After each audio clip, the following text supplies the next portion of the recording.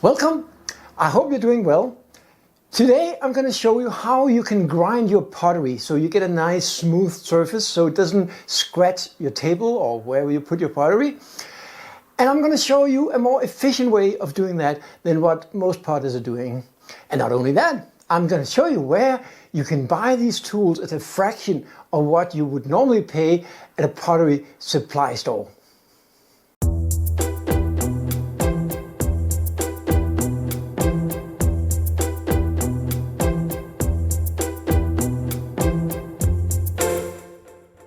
The video today is not going to be so long because what I'm going to show you is actually very simple. So let's first look at some pots. I just got some pots out of the glaze firing, and as most times they get these little cracks down here. It's actually not so bad for this one, but there's some small crackles here, or not crackles, but some uneven surface that will essentially, if I put this in my window, it will scratch the surface. The same thing goes for this one, although it's not too bad, but as you can see there's a little bit of unevenness here, and potentially it could scratch the surface where I put it. So I want to grind this to make it smooth and nice. And what most potters do is they use this, and I'm just looking around for it. I have it here, a diamond sponge. You've probably seen this. You can get them in different grids. This is a 200 grit. It's really fine. You can get them finer than this and more red than this, or more coarse than this. And you can take your pot and you can grind it manually like this. I'm not going to do it now because you need a little bit of water on this, and you also need some protection gear. I'm going to show you a much more efficient way of grinding your pottery, and that is a grinding disc. I have one like this here.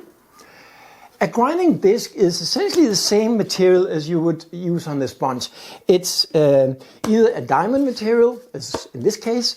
You can also get them in some cheaper materials that they're efficient enough, but they're not going to last as long. These surfaces are going to last more or less a lifetime. So basically you essentially use them the same way, except for this one I bought a 12-inch disc and I glued it on with some instant glue, some fast gluing stuff you can buy anywhere, and I put it on a normal bed. So I had this wooden bed that I didn't use so much anyway, and I put it on this one. So now I can put it on my wheel head whenever I need to grind something, and it's much more efficient. So let's go ahead and see what that looks like. So to place this on the wheel head can be a little bit tricky because the holes, of course, on the back, and you have the back pins here. And so, it can be a little bit tricky, but I found that if you put your finger to the hole and you place it above the bed pin, you can fairly easily find the first one. And once you have the first one, it's easy enough to tweak it around so it fits. Now, that's the first part. You also need some water.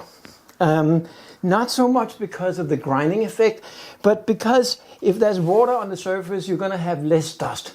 And dust, especially these fine particles that come when you're grinding ceramics and glaze, is really bad for your lungs.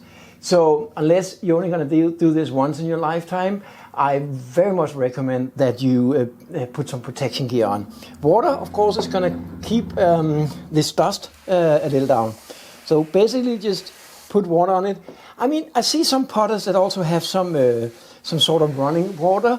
I don't know, it's probably better, but this turned out to work just fine for me.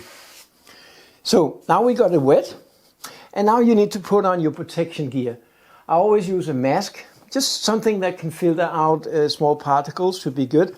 And I use some glasses. You could probably get better ones than this, but this will protect your eyes from any dust that goes the wrong way. So basically, now I'm probably gonna sound a little bit strange when I put this mask on. Stranger than normal, but I hope you can still hear me. So now we're ready, and you can have the wheel spinning. And so let's try out with this one first. As you saw, there's a little bit of unevenness. It's not too bad, but just put it here.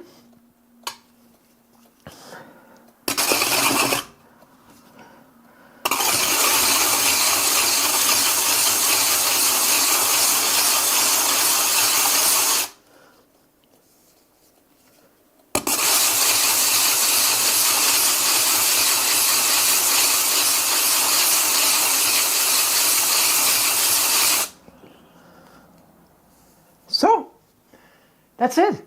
Now it's like smooth like baby skin. It's so perfect. Let's take another one. This one has a flat button, so there's no rim, and there's a little more.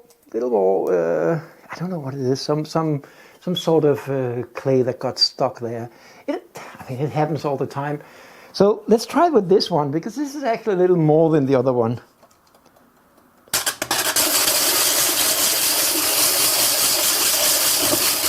Remember to hold on to it, because you don't want it flying off the bed.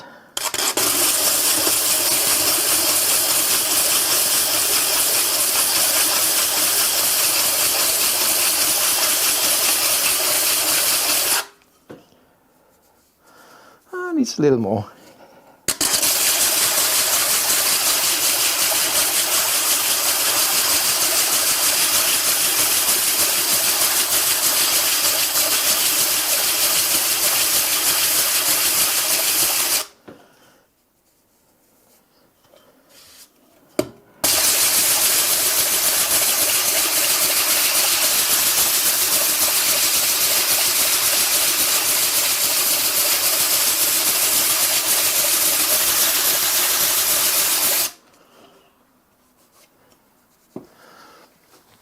Let's give it a little more water, just to make sure.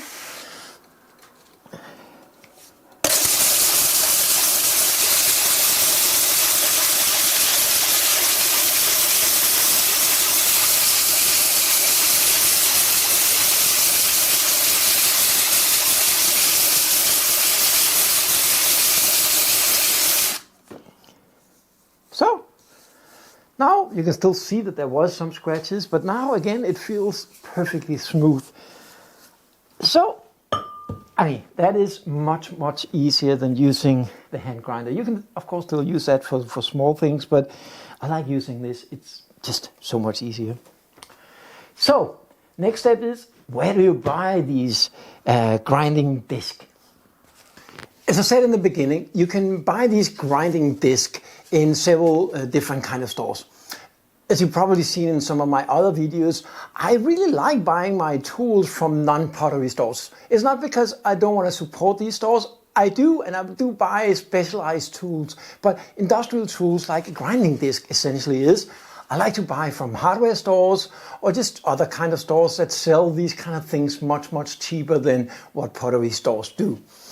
It can be a little bit tricky to find these large, this is a 12-inch grinding disc, but I found them on eBay from a Chinese store. And if you buy these grinding discs from a pottery supply store, I mean, Diamond Tools are making some. I heard they're great, no doubt about that, but they are anywhere between $100 and $200 for one disc, depending on the grid.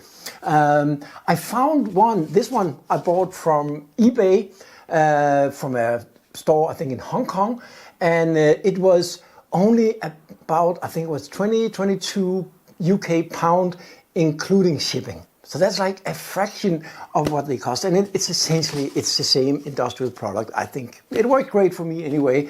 I will put the link to where I bought mine down here in the description. So please go ahead and follow that if you like. The other one, the small grinding one here, I also use that because if I just have small things I need to do, I don't want to go ahead with the big one. I use this.